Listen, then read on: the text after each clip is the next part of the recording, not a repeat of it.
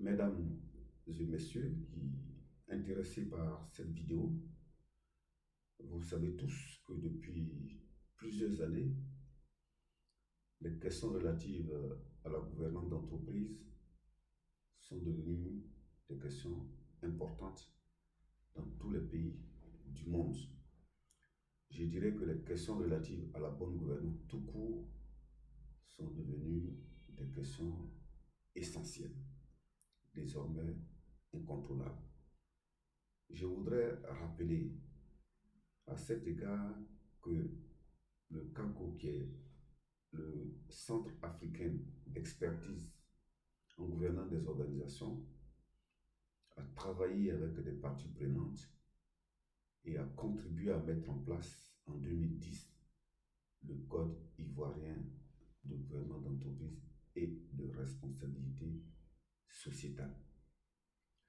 Nous avons aujourd'hui une nouvelle norme sur la bonne gouvernance qui a été récemment publiée et qui comporte beaucoup de recommandations qui relèvent de l'éthique, de l'intégrité, du comportement éthique tout court. Nous savons aussi que de nombreux référentiels qui existent, qui touchent à la bonne gouvernance, qui touchent à la responsabilité sociétale des organisations, prennent en compte de façon très claire et très approfondie la question de l'éthique et de l'intégrité dans la gouvernance des organisations. Il m'est apparu nécessaire de parler de ce sujet dans cette première vidéo consacrée à la fois à la bonne gouvernance, à l'éthique et à la responsabilité sociétale des organisations. Je voudrais souligner le fait que la responsabilité sociétale des organisations, qui fait l'objet de la norme ISO 26000, que cette norme comporte, dans le cadre de ces 7 principes, un point sur le comportement éthique. Je l'ai dit tantôt, la norme ISO 37000, qui concerne la bonne gouvernance, parle également de l'éthique. Il en est de même pour d'autres référentiels, comme je le disais. Mais comment faire en sorte pour que l'entreprise puisse mettre en place un système pour gérer les questions éthiques? C'est la question essentielle. En général, ce qui est recommandé, c'est premièrement de faire un diagnostic de la situation.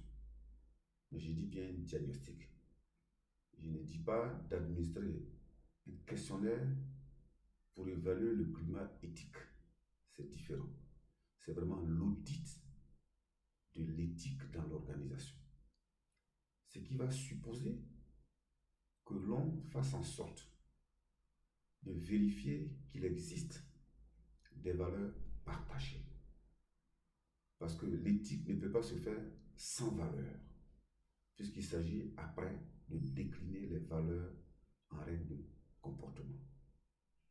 Donc, je dis bien, je répète bien, audit, diagnostic approfondi pour savoir quelles sont les valeurs. Il y a bien sûr une méthodologie pour définir les valeurs à partager dans l'organisation. Cette méthodologie permet aussi d'identifier les mauvais comportements que l'on veut éviter.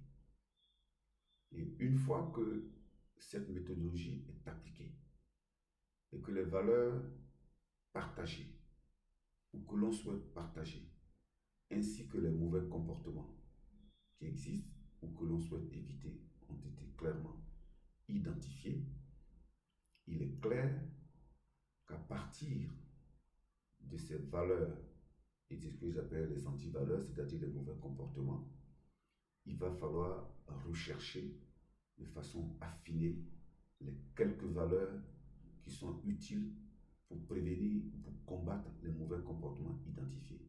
Parce qu'en réalité, on ne choisit pas une valeur au hasard. La valeur est choisie parce qu'elle va permettre de combattre un mauvais comportement. Je prends l'exemple de l'honnêteté.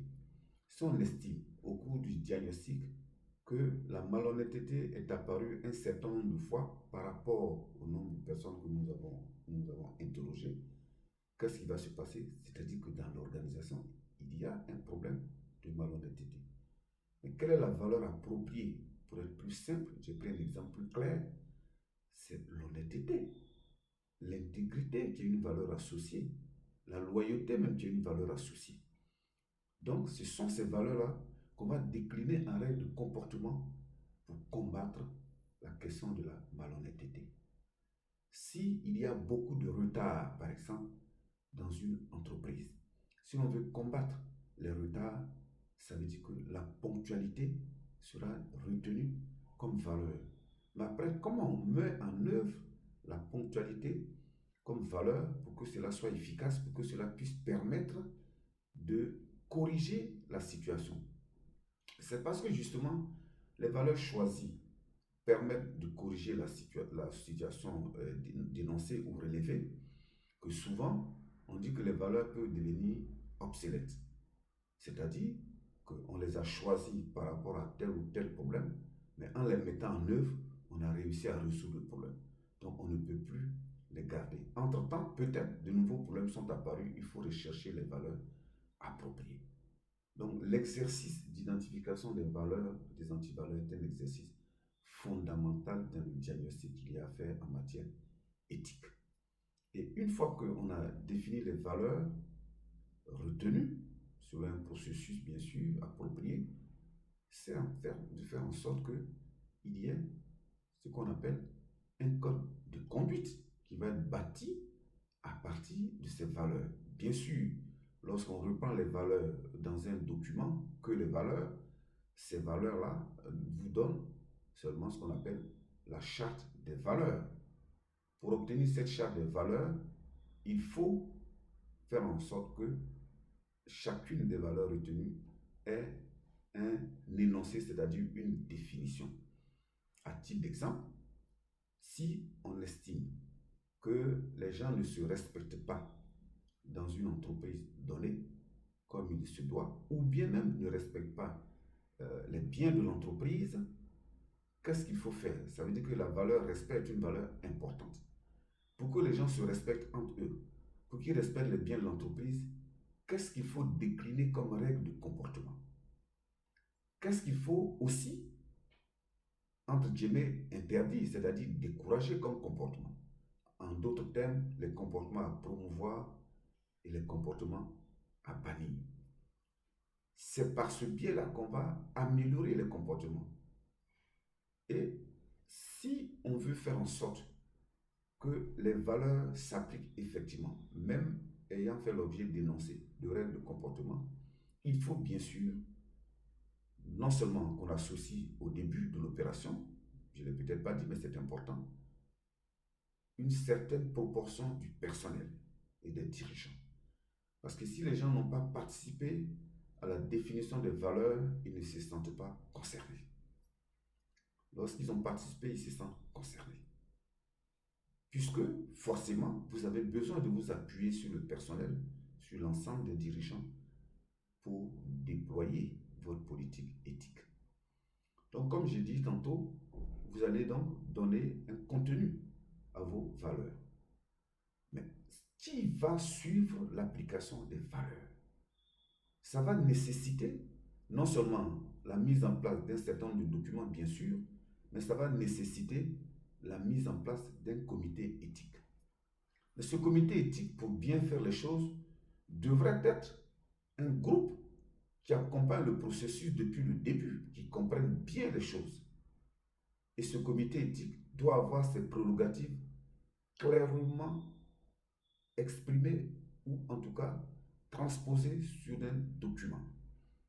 Mais souvent, le comité éthique ne va pas suffire parce qu'il se trouve à un niveau central.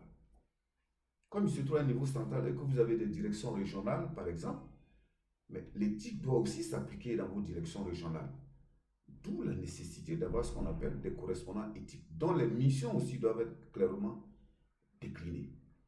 Donc, si vous voulez, il y a un système de gouvernance en définitive de l'éthique qu'il faut mettre en place, qui va prendre en compte tout un ensemble de documents à à élaborer, à valider et à mettre en place, qui va prendre en compte des hommes qui sont mis en place pour gérer le système, qui va prendre en compte aussi ce qu'on appelle des indicateurs.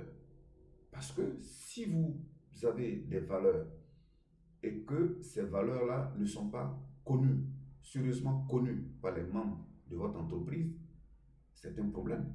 Mais pour les faire connaître, il faut bien qu'au quotidien, on fasse un certain travail, que le management fasse un certain travail, que la direction générale fasse un certain travail, que le conseil d'administration aussi, qui est désormais responsable des questions éthiques, selon la norme ISO 37000, très clairement, que le conseil d'administration fasse également un travail.